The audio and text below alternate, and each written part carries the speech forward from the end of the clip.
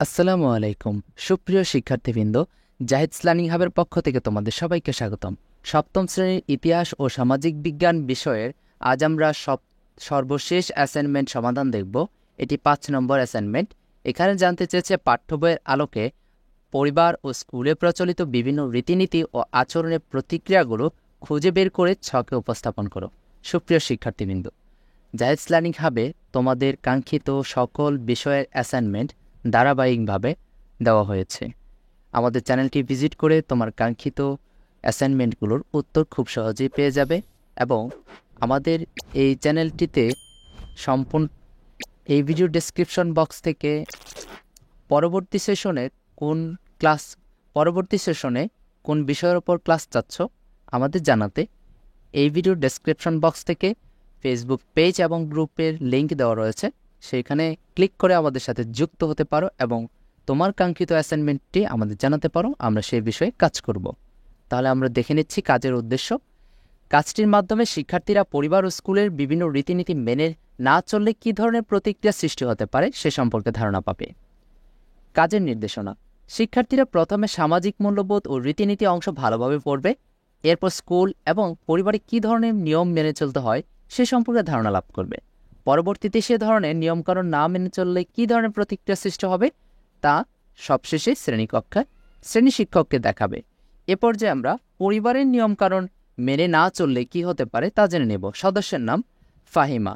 আচরণের বর্ণনা: বাবা মাকে না বলে বিকেলে বাইরে ঘুরতে বেরিয়েছে। প্রতিক্রিয়ার বিবরণ: বাবা খুবই রাগ করেছেন, ভবিষ্যতের অনুমতি নিয়ে যেতে বলেছেন। মা রাগ করেছেন এবং বকা দিয়েছেন। ভাই বোন বাহিরের প্রতিকূল পরিবেশের সম্পর্কে অবহিত করেছেন। দাদা দাদি বাহিরে আর যেও না, সাবধানে চলাফেরা করবে, বখাটেদের থেকে দূরে থাকবে। এরপর রয়েছে হোসেন। ছোট ভাইয়ের সঙ্গে রাগারাগি করেছে, পরে মারামারিতে পরিণত হয়েছে। বাবা কঠোরভাবে শাসন করেছে, ভবিষ্যতে যেন আর এরকম ঘটনা না ঘটে সে বিষয়ে মতামত ব্যক্ত করেছেন। মা বিরক্ত হয়ে জিজ্ঞেস করেছেন কেন তাকে মারলে। বড় বোন বাসায় ফিরে ঘটনা দেখে বলেছি, এই তোরা কি শুরু করলি? ছোট ভাইকে এরকম কেউ করে মারে? দিন দিন বখাটে হয়ে যাচ্ছিস, সরি বল। দাদা দাদি তারা কষ্ট পেয়েছেন, ছোট ভাইকে স্নেহ করতে বলেছেন, ভাইয়ে ভাইয়ে সম্পর্ক ভালো করতে বলেছেন। এরপর রয়েছে সাব্বির। বাড়িতে অতিথি এসেছিল কিন্তু সে কথা বলেনি, সালামও দেয়নি। বাবা রাগ করেছেন, এরকম ব্যবহার আর না করতে বলেছেন। মা পরামর্শ দিয়েছেন, অতিথিকে সালাম দিতে বলেছেন, তাদের সাথে কুশল বিনিময় করতে বলেছেন। বড় ভাই বোন সুন্দর ভাষায় কথা বলতে পরামর্শ দিয়েছেন। দাদা দাদি তাকে বোঝানোর চেষ্টা করেছেন, কারণ তার ব্যবহার তারা কষ্ট পেয়েছেন। তুলি দাদি তার ওষুধ খাবার জন্য পানি দিতে বলেছিলেন, কিন্তু সে তা না শুনে বাবার স্মার্টফোন নিয়ে ভিডিও দেখেছে আর গেম খেলেছে। বাবা তিনি খুব কষ্ট পেয়েছেন, কারণ তার মাকে মেয়ে সাহায্য করেনি। মা বকা দিয়েছেন, বড়দের সাহায্য না করে গেম খেলায় তিনি রাগ করেছেন। বড় ভাই বোন স্মার্টফোন আসক্তি ভালো নয়, বিকেলে খেলাধুলা করতে বলেছেন।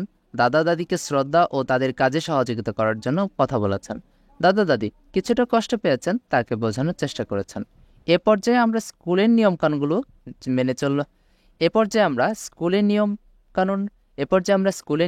না মেনে চললে কি হতে পারে তা জেনে নেব। শিক্ষার্থীর নাম সালমা রূপা। আচরণের বর্ণনা: স্কুলের রীতিনীতি উপেক্ষা করে তারা কড়া লাল রঙের লিপস্টিক দিয়ে এসেছে।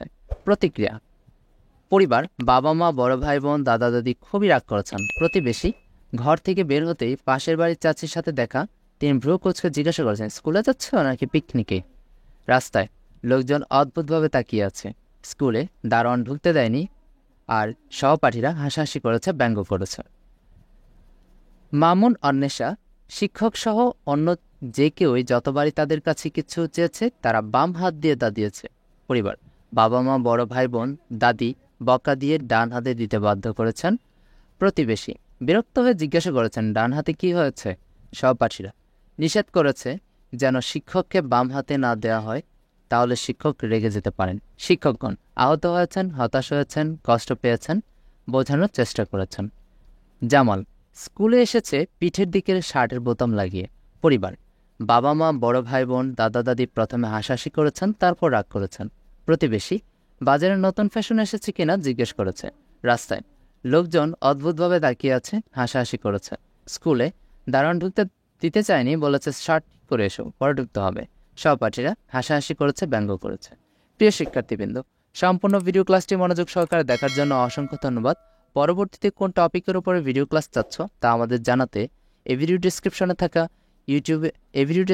থাকা ফেসবুক পেজ এবং গ্রুপের লিঙ্কে ক্লিক করে আমাদের সাথে যুক্ত হয়ে জানাতে পারো। আমরা তোমাদের কাঙ্ক্ষিত বিষয় নিয়ে কাজ করার চেষ্টা করব। ধন্যবাদ জানিয়ে এখানেই বিদায় নিচ্ছি। আল্লাহ হাফেজ।